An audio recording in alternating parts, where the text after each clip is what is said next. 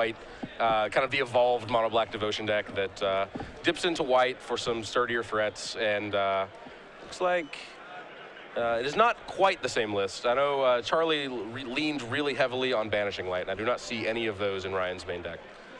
That's about that. Yeah, I mean, see the other cards. I know that Charlie's list was different. Like when I look at black-white devotion deck lists, you normally just see a splash for Obsidat, or excuse me, Blood Baron, and then some cards on the sideboard. Yeah. But we've got Obsidat, we've got a Sin Collector main deck here. He does have Blood Baron. You mentioned there's no Banishing Lights. Probably some sideboard cards that we'll get to in just a little bit here. But Brian's Constellation deck, Junk Constellation, Black Green, whatever the heck you want to call it, it's basically built around Eidolon of Blossoms, and if you can keep that play for really only like one turn, he can get going crazy with it. And just drawing a bunch of cards, replacing itself, and then if they kill it after he's drawn 2 or 3 cards, it's probably too late at that point. Yeah, it's basically a harmonized that attacks for 2, I think. Yeah. And then if you get to keep it for 2 turns, then I don't know what it becomes, an Enter the Infinite or something? Yeah, there's no coming back from that. Yeah. We saw Kevin Gerhardt do that a little bit earlier in a feature match when he was sitting at 5-0. Game 1, he just played Nylon on turn 3. It didn't die, but his opponent certainly did.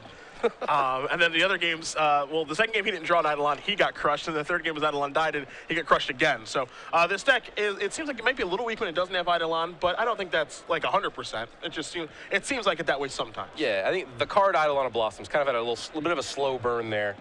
People noticed it, of course, but people didn't really notice it. Yeah. I think the Pro Tour kind of tipped everybody's hand. This is a card we're gonna see a lot of in the coming year, I think. I assume that's the case, especially as it being a card that kind of gets around Abrupt Decay and some other things like that, replaces itself right away. If it does stay in play, things do kind of spiral out of control. When you look at it, it just looks like a 4-mana 2/2, but there's a lot going on there. It kind of, particularly because it rolls so well into the Courser of Krufix Sylvan Caryatid package. Yeah. I'm going to predict right now that that kind of base green mid-range-ish shell rolls into next year's standard in the same way that like Sphinx's Revelation and Jace rolled into this one. Okay. Just like the default kind of configuration of this block, I think. We got a Brain Maggot here from Braun-Duin.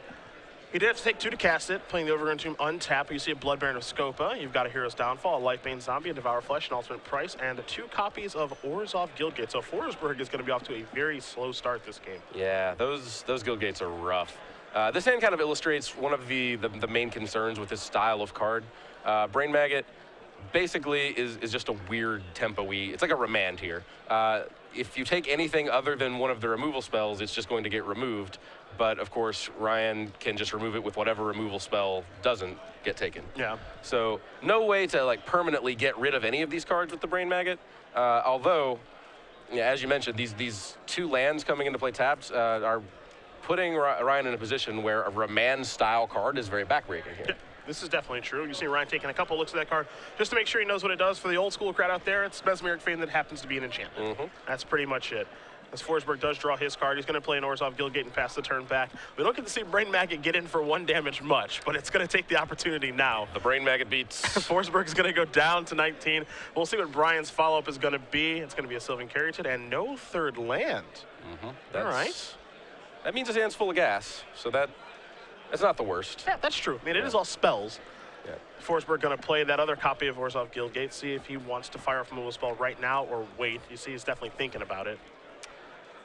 He decides he can wait. There's really nothing in Brian's deck that can punish him for waiting.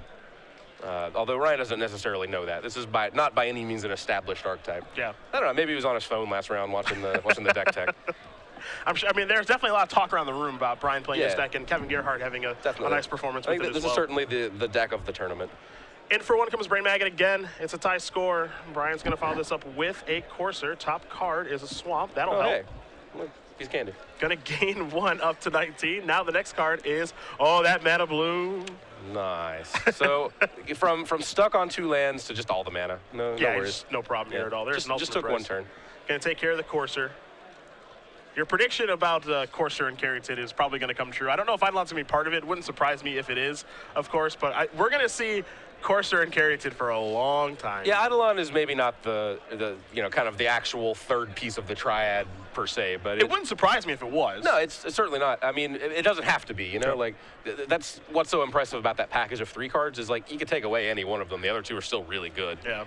Lifebane's not going to show up to the party. The group here for BBD is an Underworld Connections. You got another Courser, along with a Doomwake Giant, a Banishing Light, and Eidolon of Blossoms. Forsburg is going to record that information and then make a decision. He can decide between the Courser or the Eidolon. Yeah. Good news for Ryan, he can see right here that Doomwake Giant will not be bringing any Doom next turn. He knows the top card, I believe. Yes, he does. I don't remember what it was, but I knew it was not a land. It's not a land. It was the Mana Bloom, that's what it was, yeah. So, and presumably he could, Brian could play the Underworld Connections, get a card deeper that way, but either way, Lifebane Zombie at least gets to attack for 3. This is true. Before it awakes to its doom. There goes the Eidolon before passing the turn back. So Sure. Brian is going to draw that copy of Mana Bloom. And we'll see what Courser reveals. Presumably he's going to play that. I guess he could play Underworld Connections this turn and draw a card. It's not a lock that he'll play Courser this turn, so we'll see how he wants to navigate this particular turn. Yeah, this is a weird spot. He very much wants to get that Doomwake Giant into play, but there's no really powerful play that gets him there even next turn. He can just play Mana Bloom. Yeah. That's really underwhelming here. The thing that's interesting about Brian's deck is it's just like a lot of 2-card combos. I use combo very, very, 2-card synergies. Yeah, 2-card synergies is probably better. It's, Doomwake Giant with enchantments. You've got the Courser plus Temple interaction, or Courser plus Underworld Connections interactions. Of course, Eidolon Blossoms is good with every single card in the deck. Eidolon Blossoms with, Mana Bloom. So there's like a lot of ways to gain incremental advantages that you can just overwhelm your opponent with. There we go. Found that land. That wasn't too tough. Nope. There's a Temple, a little scry action here. And is not going to do us the favor of showing us. If he keeps it on top, it's probably a good one. Yeah, it could be a land. Oh, that's good enough, right? I think I would be happy with any land that comes into play untapped here. This is going to give him an opportunity to play Doomwake Giant next turn and activate his Underworld Connections. In for 3 is where Forsburg is going to start. Braun-Duin is going to move down to 16. Forsburg picked up a pack rat for the turn, but since he knows that there is a Doomwake Giant in Brian's hand, probably not interested in casting that. No great plays here. Has the Hero's Downfall still. He can sit on that and then get the Doomwake Giant once it enters play. That's kind of the classic bad deal. Yeah. Killing the Flame Tongue Kavu after it's already killed your thing. Yeah. That's a pretty big Flame Tongue Kavu. Yeah. Although to be fair, you're killing the Lifebane Zombie after it already got your thing too, so we're like even up. Yeah. In theory. It doesn't feel like it's even, but it is. Yeah. Temple Garden is what he did to keep on top, and that's what he does draw, so. Brian does have the ability this turn to play Temple Garden untapped, cast the Doomwake Giant to kill the Lifebane Zombie if he wants to. Yeah. And then still activate Underworld Connections. And he knows about the Hero's Downfall, but I don't think I care. I think I'm okay with that. Yeah. This is an attack for 1.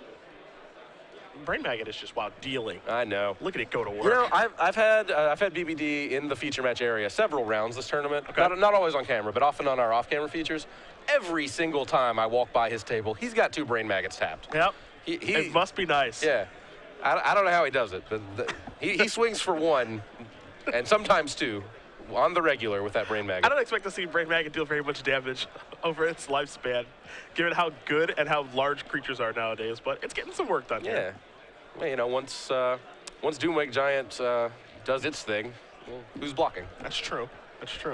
Brian really trying to figure out what he wants to do this turn. He's going to start by activating Underworld Connections first to get some more information. Okay. Picked up a copy of Courser. Now he's going to play the Temple Garden untapped. This is 4 mana. Let's make it 5. There's Doomwake Giant. There we go. Constellation Trigger will be placed on the stack. There goes the Lifebane Zombie. Out.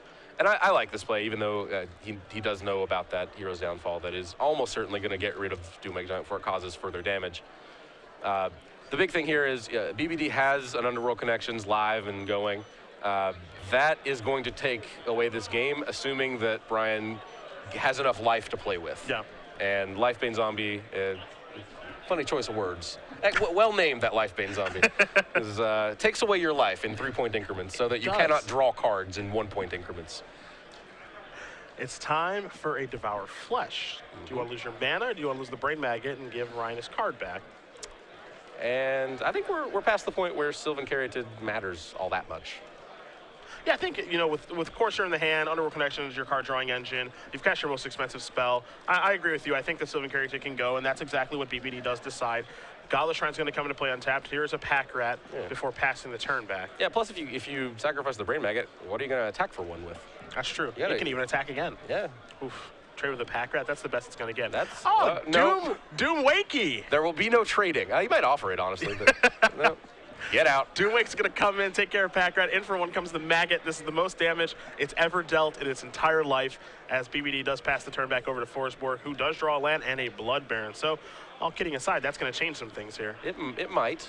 So now BBD has the tall order of, can you cast 4 enchantments this turn? That might be tough. It might be. Here's a Courser. That's 1. Elspeth is pretty good. Pretty good. Not an enchantment. Pretty good, though. It's an answer to Blood Baron. That's certainly true. It is pretty good. It also takes care of Doomwake Giant as well, but I think that getting Blood Baron off the table is much more important. Brian also deciding right now, I think if he wants to draw a card with Underworld Connections, and the reason being is that he could get Thoughtseize here and loses Elspeth. Definitely. I think I would prefer to keep that Elspeth on top of the deck where it's safe, although he is going to get to extract a little value out of that Course of Crufix. Good scry, get to gain a life. Sylvan Charioteer, that's probably going to the bottom. It's not 100% lock, but I imagine it's probably going to go to the bottom. And he's going to consider his options, though. Again, Brian's hand right now, he does have the Elspeth, the Mana Bloom, and 2 copies of Banish Light, and another Courser as well. So there goes the Charioteer. Top card now is a 3rd copy of Banish Light. Banish Light probably still fine against this deck. It's just the situation hasn't presented itself for it to be good yet this game. It just happens that the one reasonable threat in play has protection from Banishing Light, but that won't always be the case. See if Forsburg was able to find a Thoughtseize to take care of Elspeth, because that's really the only thing that's stopping him this game. He's actually doing quite well for himself, all things considered, as here comes the Blood Baron. Yeah. Now, we said earlier that, that Sylvan Charioteer didn't matter that much. Like, BBD had plenty of mana to work with. He could just throw it away, no big deal. That's not even remotely true, really. Like, he has a handful of action. Yep. You know, a couple more lands in play would be very, very useful for him. So, that's kind of how Courser of Crufix works when it's left unchecked. Of course. You end up just, you draw nothing but relevant things. I think if anyone watched the Pro Tour, they saw a nice demonstration of that, Yeah. of just how completely absurd that card is. Hero's Downfall's the top card here for Brian. So we're going to see if he wants to try to cast Elspeth or not. He's going to start by drawing a card and going down to 10. That's a Mutavault. That is convenient. Yeah, it is. Did we play a land this turn? We have not played one yet. Okay. So the objective here would be play Elspeth and an enchantment of some kind. If possible. Is it, though? And he may not, truthfully, he may not care that much about Blood Baron. Here's a Doomwake trigger. And the reason for that is just because, he's got 2 chump blockers out there. He can actually just make a double block now, too, with the 2 copies of Courser. Gonna have a Pack Rat activation in response to the Doomwake trigger. Ah, okay. So Pack Rats are currently 1/1s. Brian going to very quickly play that Mutavault. 2 triggers from Coursers are going to gain some life. There's another Doomwake on top of his deck. Does he have another enchantment to play is the question. He does have... Oh, he's got the Mana Bloom. We knew that. Yeah, there we go, yeah. I was going to say, he has several Banishing Lights, not a white source to cast them, but the Mana Bloom will do. I was looking at the exact same thing, too. Here's a Pack Rat token that's going to die. What a nice judge. Here's Drogon. Get out. Mana Bloom going to come in. The trigger from Doomwake Giant is going to take care of those. Somebody say Brain Maggot wants to attack again? Get in there. I love when a Brain Maggot attacks. Then you've enjoyed this match quite a bit. I sure have. Oh, now we're getting in for a bunch of damage. 4, 5, 6. That's a lot. Yeah. How about sentences you never thought you'd say? I love when a Brain Maggot attacks. You said it, not me. I did. I sure did. Forsburg's going to untap, draws another copy of Blood Baron, but he can't, I don't think he can safely deploy that just because he knows there's an Elspeth over there. Yeah, he knows about the Elspeth. He has to assume it's coming. Sure would be nice if Sin Collector could get rid of it, but that's not how that card works. I don't think Sin Collector... Okay, it's going to grab the Downfall. I was going to say, I don't know if it has anything to grab. You see the 3 Banishing Lights and the Elspeth in the grip here for Brian. One thing you kind of noticed, too, when we're watching this matchup is that Forsburg's deck actually has a lot of 1 toughness creatures. Yeah. So Doomwake Giant has actually been surprisingly good in this matchup. And it also provides a pretty healthy clock as well. Yep. Yeah, Doomwake Giants... Brian had some stellar things to say about I know he loves it. I know he loves it. Yeah. So Brian's going to add some more mana to Mana Bloom. And the reason for that, you saw him add mana on his turn and then on Ryan's turn, so that he can pick it back up. Yeah. And now Doomwake Giant's on top of his deck. He also has 1 in his hand. And the reason for that is just because he wants to be able to trigger Constellation as often as he possibly can. Yep. I think we are approaching the point where he's getting pretty close to actually being able to machine gun down even a Blood Baron. Yeah, I think we're like there right now, right? Because this comes into play, it triggers both of them. With 2 of them especially. Yeah, now he plays Mana Bloom. That triggers both of them again. That will do it. And now all of a sudden your Blood Baron has to kindly leave. Yep. And Ryan Forsburg says, I'll leave this game as well. Braun-Duin is going to win at game number 1 here with Junk Constellation up a game over Ryan Forsburg playing Black-White mid-range. Blood Baron was a minor problem for Doomwake Giant. Yeah, maybe wouldn't even go that far. We're going to take a look at the sideboards here really quickly. You have Ryan Forsberg's in front of you. I'll let you begin. I do. Ryan Forsburg has 3 Duress, 1 Glare of Heresy, 1 Deicide. Are there some enchantments in BB these days? A few. I think Deicide's coming in. Yeah. 2 Doomblade, 3 Pharika's Cure, 1 Sin Collector, 1 Lifebane Zombie, 2 Erebos, God of the Dead, and 1 Blood Baron. That's not a lot to work with, honestly. The Doomblades are reasonable. They're fine. Yeah. I mean, they don't deal with the Giant, but they do deal with Eidolon. I think Eidolon is as big a problem. I think Eidolon is worth. Yeah. I think you actually have to invest slots in making sure that Eidolon doesn't get out of control. Yes, I agree. I think that Deicide could not come in fast enough. I think the Lifebane Zombie, likewise, is a very easy inclusion. And I'm not that excited about any of the others, honestly. Again, maybe 2 Doomblade, maybe the Blood Baron. It wasn't even that good, we saw. I mean, I think there are situations where Blood Baron will be good. Like, I think it's problematic. I think it's reasonable to bring more of them in. I don't think it's, a home run like would be in the Mono Black Mirror, but I think it's still okay in this deck. Sure. And in this matchup. Yeah, the real question is, like, how many slots can we clear here? Like, are there cards that are just big stinkers? I see 1 Sin Collector. That card is really unimpressive here. The Bile Blights don't do very much. There are answers to Eidolon. That's pretty much it. Yeah, I mean, they kill Brain Maggot or whatever, but yeah, Sure. By and large, I agree with you. Elspeth token, sure. Nothing crazy, though. Yeah, that's fair. So, yeah, it doesn't look like a ton of slots that we love wiggle room anyway. Do you like Devour Flesh? Well, no, but again, you kind of have to have it. Sure. I mean, just using it on kind of on tempo on Sylvan Carrots is a pretty big deal. I do actually like the Devour Flesh quite a bit here, I think. Other side of things, 2 Orbs of Echo's Council, an Underworld Connections, a Golgari Charm, 4 Thoughtseize, 2 Bob Blights, 3 Nyx Fleece Ram, and 2 copies of Doomblade. The interesting thing here, you take a look at Brian's removal in his main deck. He's got 2 Abrupt Decays, 3 Heroes Downfalls, and then I'll put an asterisk next to Elspeth Sun's Champion and Doomwake Giant. He also has 4 Banishing Lights. The reason I mention this is because the 2 Bio Blights are interesting on how much does he actually care about Pack Rat in this matchup from the opponent. Like, does he need to board into more ways to take care of that? We watched that particular game with the way that the game was set up, Pack Rat did not matter at all. No. And so I don't know if that's always going to be the case. Of course, trying to 1-for-1 through Pack Rat is not a realistic thing to do. I think we all know that from watching the previous standard formats, and that's why BioBlight was so helpful when it was printed. But given the fact that Brian does have Doomwake Giant and this card drawing engine, I think he can work his way towards being able to take care of Pack Rat. But he also did see Lifebane Zombie and some other things that may be worth killing with BioBlight. Yeah. On a scale of 1 to 10, how bad is Pack Rat against this deck? It's like a 5 or a 6 or something. I don't know. It's not that big a deal, but it's still worth killing. Sure. And yeah, I think as you said, Lifebane Zombie, we know that's coming. We can reasonably expect certainly Mutavault, but possibly Night Veil Spectre maybe. Yeah. There are enough incidental targets that Elspeth actually. I think it's reasonable to expect Elspeth out of a Black-White mid-range deck. Okay. So you get that same value of killing the tokens, so you can attack through. Yeah, I think BioBlight is worth bringing in here. So 2 of those presumably come in.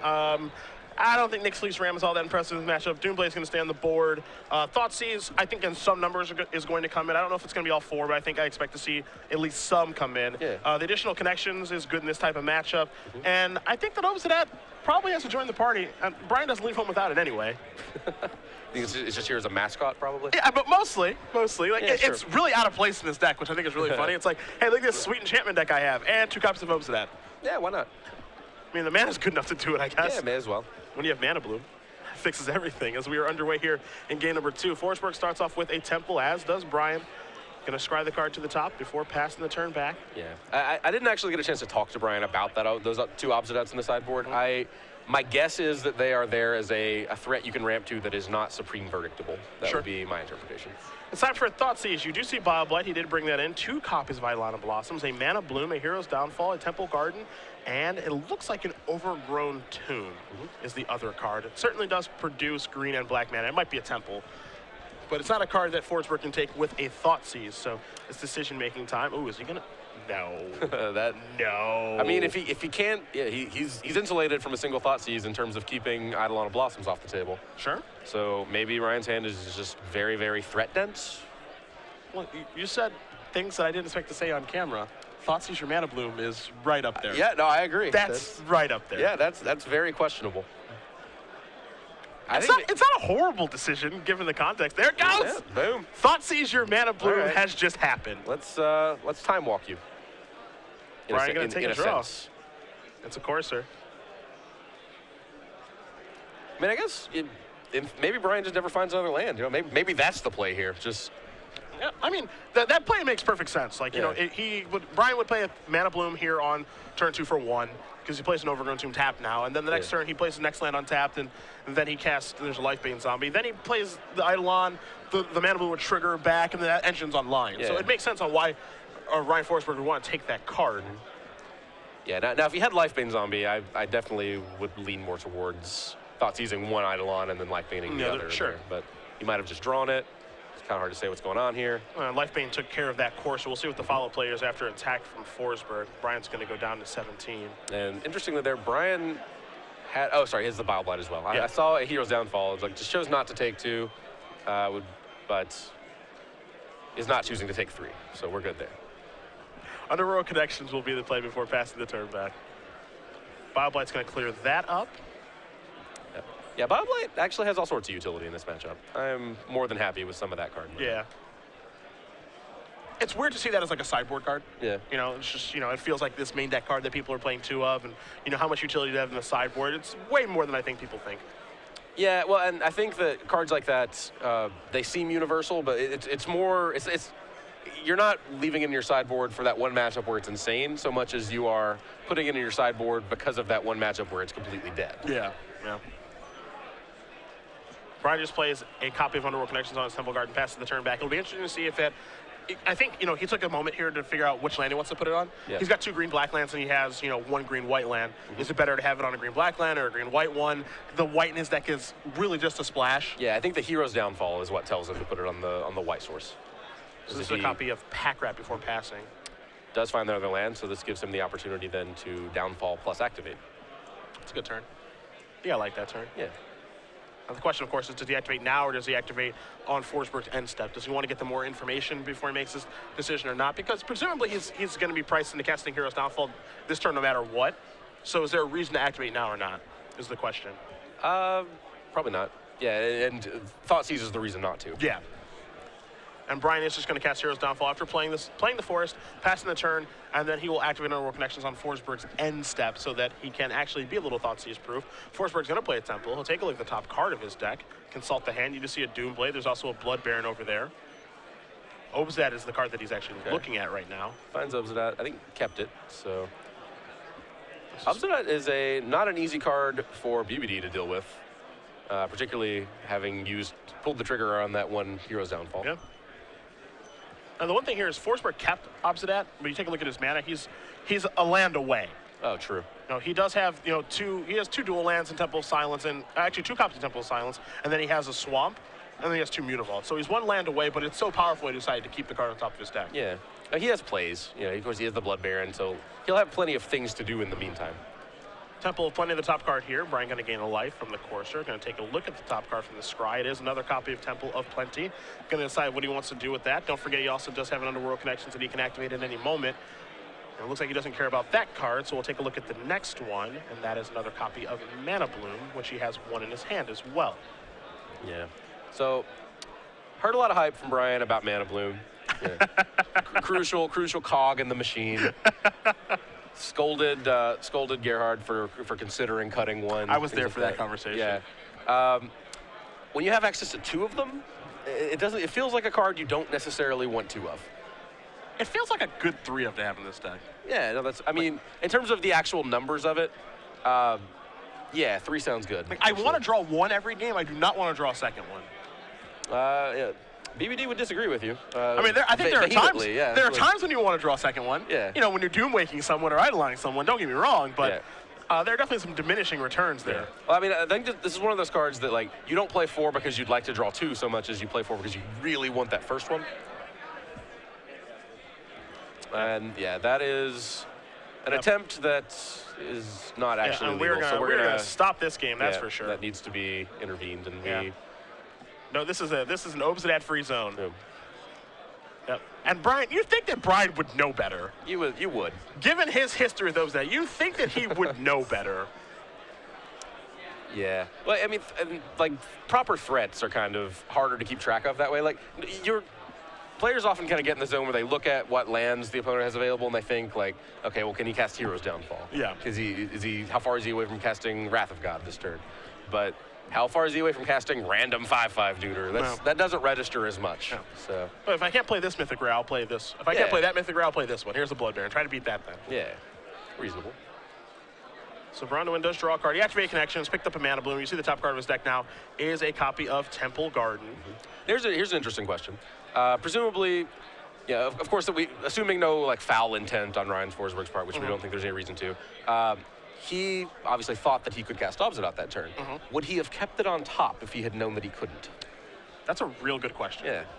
I think that's a really, really good question. I actually don't know the answer to that question either.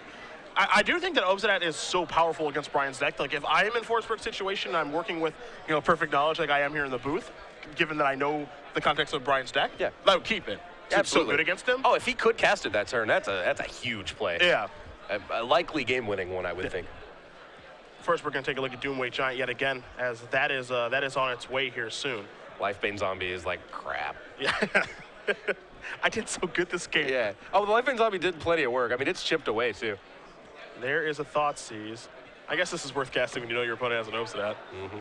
There's also a Doomblade and a Hero's Downfall over there, so Forsburg's got a pretty good hand. Yeah. Those removal spells are awkward. They're going to hold BBD back quite a bit there. I wonder if, man, so in this situation, if you're Brian, what do you take? Like, I think that now that you've seen Doomwake Giant on the top of your deck, it's pretty important that that's almost your game plan to get rid of this Blood Baron. Maybe. So you may have to take Hero's Downfall when you don't want to and just hope that your opponent doesn't draw the necessary land to cast Obsidian, which, I mean, I don't know if that's a game-winning play, but that might be the strategy you have to employ given, the texture of your hand and your opponent's hand. Yeah. The issue there is that, it's not like, we need to fade a draw step. It's not like if, Ryan needs to find the land to cast Obsidian now or never. This situation is going to play out over several turns. Making that gamble is basically saying, like, okay, you will never find a way to cast Obsidian in this game. Sure. And that is extraordinarily unlikely. Oh, Brian is doing pretty well for himself now. So he plays the Mana Bloom for 0, draws a card from the Eidolon trigger.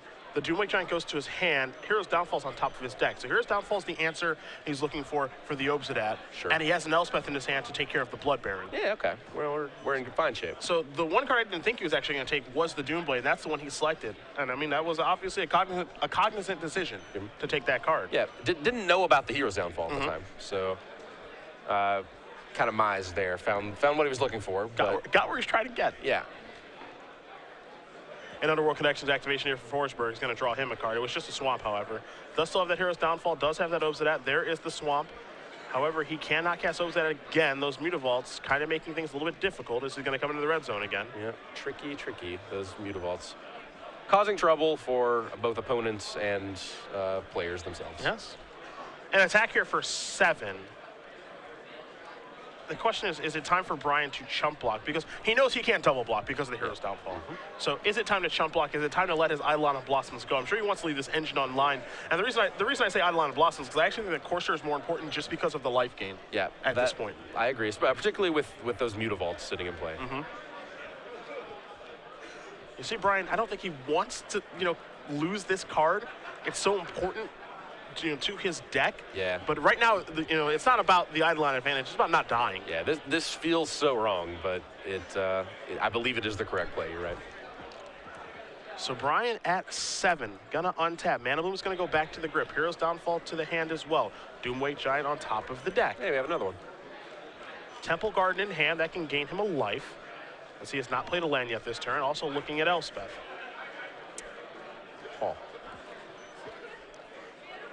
So we're in a weird spot here. He can play Elspeth first, get rid of the Blood Baron, which saves him a little bit of damage, but it exposes the Elspeth, the Lifebane Zombie. Whereas if he does it the other way around, he gets to keep his Elspeth, presumably, but that's a little more dangerous. I would agree. And by a little more dangerous, he might actually just be dead to that. Yeah. Now that I look at it, because you can activate the 2 Mutavaults and cast his removal spell. Well, he's one mana short from doing that. So BBD is like, can I make the greedy play? BBD is a man who loves the greedy play. He would fess up to that. Yes, he would. But he's going to try to figure out the best play right now. And it's actually a pretty tough spot to be in. The problem here is that his spells that are going to have an impact on this game are so expensive. Yeah. Elspeth is 6 mana. Doomwake Giant is 5 mana. You know, he would like to play Doomwake Giant and multiple spells in one turn, but he just can't do that right now. Yep. And he also can't do something like Doomwake Giant set up for a big turn next turn. Yeah, not enough mana to actually go nuts with that Doomwake Giant. Going to start by playing Temple Guard, make sure that he gets his life. Going to go up to 8. Now he's going to tap 5. Yeah, I think you've just got to lead with the Giant here. I mean, it seems like he just wants to get past this point in the game, I think, is the best way to put it. Like, he plays Doomwake Giant, it's going to kill Lifebane Zombie, and it's going to die to Hero's Downfall, presumably. Like, I guess there is a world where Courser is what dies to Hero's Downfall. You know, because Blood Baron has pro-black, so it can attack past the Giant. Yeah. That world definitely exists. Might be going with Elspeth now. Oh, okay. Okay. Yeah. I mean, a very much a gray area here. Like, I have no idea what's right here. And this is not a deck that Brian has been, playing for a long time. I'm willing to believe Brian is not completely sold on that decision yet. Like the tough thing here is, like, if Forsburg had just killed that Courser right away, Brian would be at 7. Mm-hmm. And then he could just kill him right now with the 2 Mutavaults and the Lifebane. So that may have been a mistake. I'm not sure if that's actually true. I mean, nah, I don't think it is. Like, hindsight now, you see how things played out. It's like, oh, I can get him to 1 and not 0. Is he going to lose the game because of that? I mean, he's still in fantastic shape. This is true. Yeah, 1 Mutavault can pick off Elspeth. The other attackers can drop BBD to 3. He knows about Doomwake Giant, I believe. Yep. And that's good. That's actually problematic. So yeah, this is a problem too. Yeah, Obsidian, on the other hand, that solves a lot of problems too. So Red's going to gain 2. More importantly, Brian, as in Brian Braun-Duin, is going to lose 2. He's going to go down to 6. Interesting thing now is, does your Lifebane go after Elspeth or just go upstairs? I would go after Elspeth. Yeah? Yeah. Okay. Like, I can definitely see an argument for just, hitting him and then just trying to close out the game a little bit faster. Just cut 1 turn off the clock. Might not be necessary, though. Yeah, well, we get BBD to 6 that way. I think you have to assume that you're winning the game as long as your Obsidian sticks, right? Okay. So you basically have to play as if BBD has a removal spell for the Obsidian, because you're going to win if he doesn't. So the alternative there would be, like, I think he has to worry about things like Doomwake Giant coming down, kind of putting a stop to things otherwise. Basically, if you're assuming that the Obsidian is going to at some point die, you really would like there to be not an Elspeth in play in that world. Sure. Brian's tapping 5. Now he's untapping 5. He wants to cast Doomwake Giant, and he is. Going to trigger Constellation, take care of that. He's also got the Mana Bloom and Hero's Downfall. Maybe he's going to try to bluff a removal spell here. I mean, has to have one. Doesn't have to have one. Doomwake Giant actually holds off Obsidian just fine. Well, the issue, like, Obsidian comes in, he goes down to 4, then he can just fire both Mutavaults and attack with all 3 of his creatures and kill him. So in theory, he actually has to have a removal spell. True. But I mean, Forsburg also has to be willing to pull the trigger on doing those things, like making those attacks. He's going to start by drawing a card to get some information. Yep. And unfortunate for BBD that he only has the 2 black sources. I think that this would have been a much easier sell if he could have cast Doomwake Giant and still left up 2 black to represent the Bile Blight that he'd already cast. Yeah, sure, that makes sense. Yeah, because I don't know what removal spell you actually have to worry about there out of, 1 black source and 1 white source. Forsburg comes to the correct conclusion, fires up the Mutavaults, and gets in. And he's going to win that game. We'll get that camera fixed for you guys at home. Don't worry, it's not a blackout here in Indianapolis. But we're going to be playing a 3rd one here in just a moment for you guys, that's for sure. Wins game 2 and just immediately, I'm out. Yep. Just vanished. That was too easy. With my mono black deck, a little splash of white, that was just easy breezy. While we do work on that camera, we definitely want to talk about our new promo here. We've got our creature collection.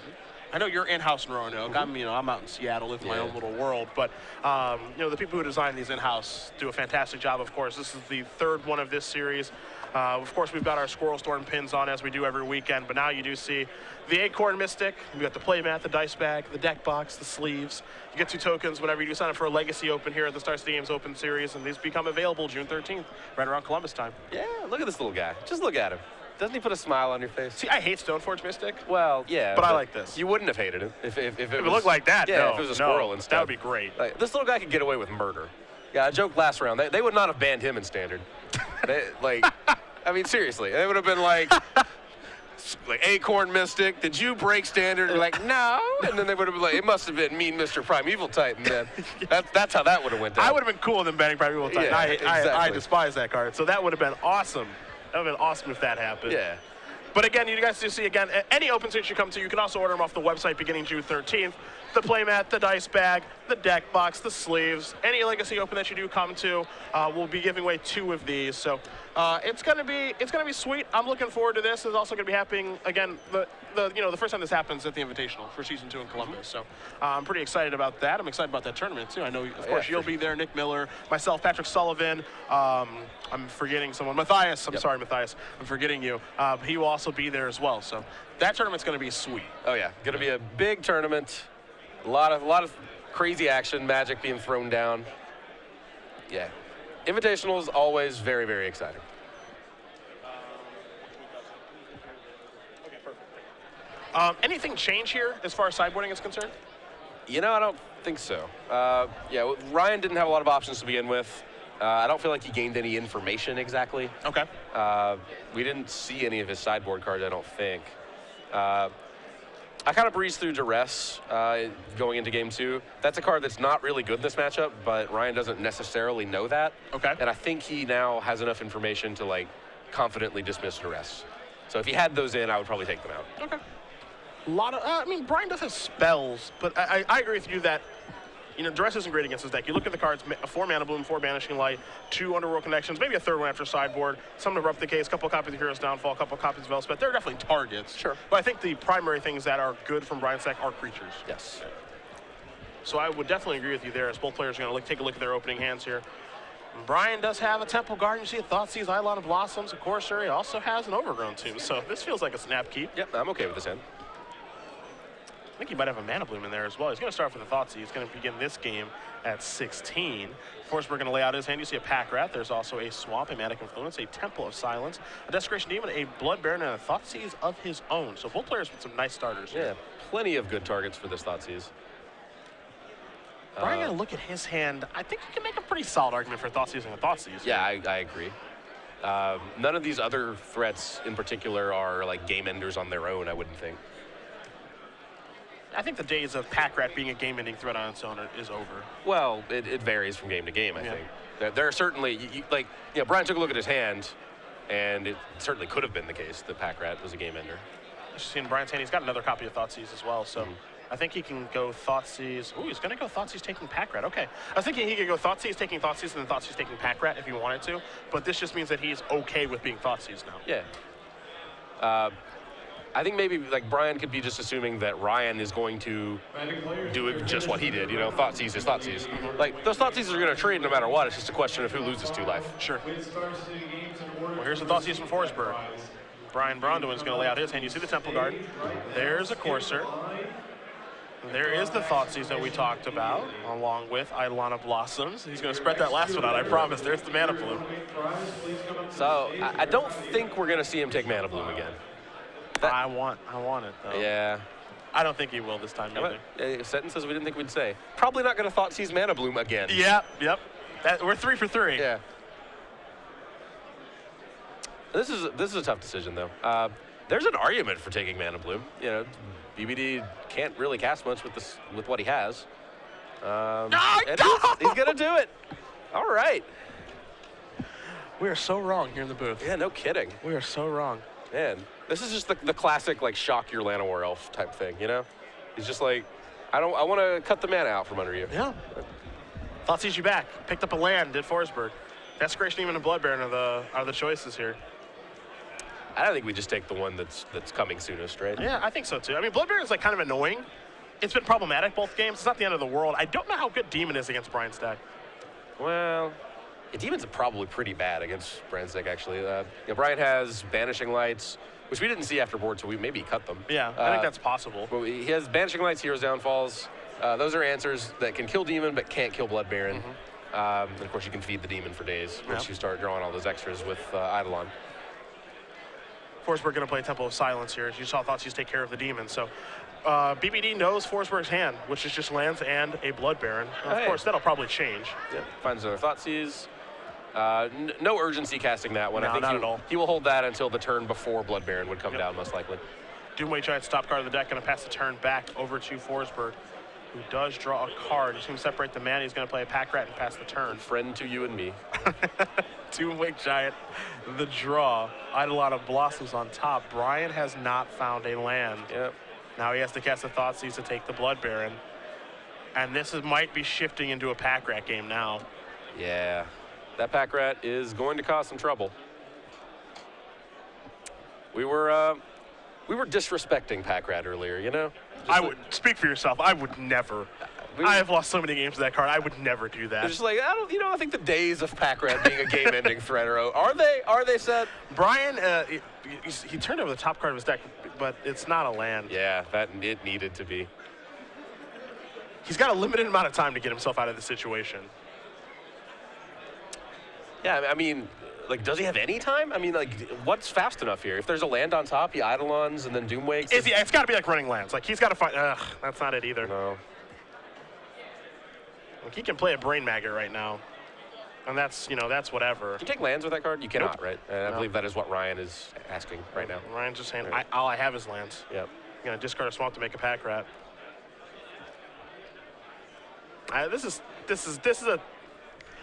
I mean, I don't want to say it's over or anything, but this is like a pretty tough way to go out if you're Brian, because like his start was just great this game. Oh, I know. It looks great. So good. Yeah. If he finds land, he can chain off Eidolons, kind of do his thing that way. You see him kind of throw his Brain Maggot in his graveyard in disgust because he's just getting Pack Ratted out this game. There's another Doomwake Giant, and he's just got to concede the game now. Ryan Forsburg is going to win this match over Brian Braun-Duin 2-1. Black-White mid-range is going to move on to 8-1, and it's